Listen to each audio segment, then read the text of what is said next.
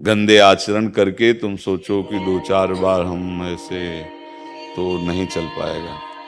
अच्छे आचरण करो, थोड़ा भी भजन होगा तो काम बन जाएगा। देखो, घड़े के छेद बंद कर दो और एक एक बूंद पानी डालते रहो, एक दिन घड़ा भर जाएगा।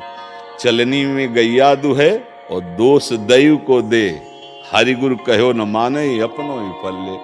अब आप गाय धोने के लिए बैठो, पात्र ले, चलनी समझते ना, अब वो एक बूंद भी पीने को नहीं मिलेगा। यदि हम पराई माता बहनों की तरफ पाप दृष्टि रखते हैं, भोग दृष्टि रखते हैं और ये सब गंदे आचरण करते हैं, तो भाई फिर दूध तो है, गाय भी है, पर वो चलनी में दुहा जा रहा है, टिकेगा नहीं।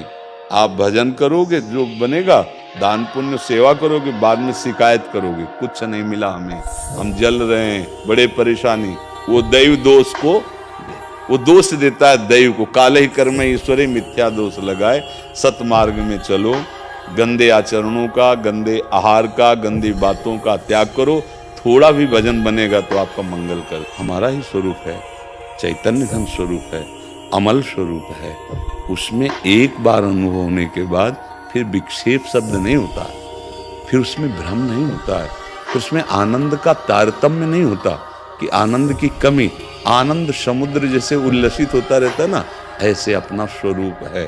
अभाव, आना जाना, ये सब प्रकृति में है, अपने स्वरूप में कोई भी अभाव नहीं है।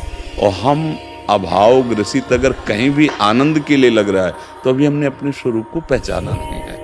अच्छा, अपने स्वरूप का जो अनुभव है और उसमें प्रश्न नहीं खड़ा हो जाता।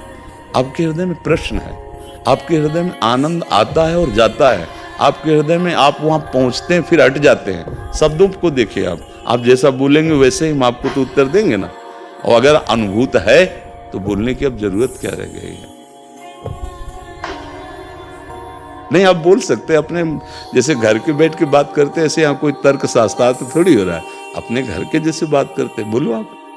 मैं जब स्नान करके पूजा में बैठता हूँ, आप चूंकि प्रश्न इतनी ऊंचाई का किए हैं भगवान, और बातें इतनी निचाई की करते हैं कि अब उसका उत्तर हो ही नहीं सकता है।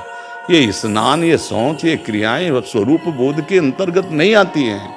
प्रभु मैं बैठता हूँ, ये सब नहीं आती प्रभु नहीं आती हैं। अभी आप ब्रह्म ज्ञान बिन नारी नर करें न दूसर बात, कौड़ी लागी लोभ वश करें विप्र गुरु भाव। भगवान समझो, जिस स्थिति का आपने पहले उच्चारण किया उस स्थिति पर हम बोलेंगे।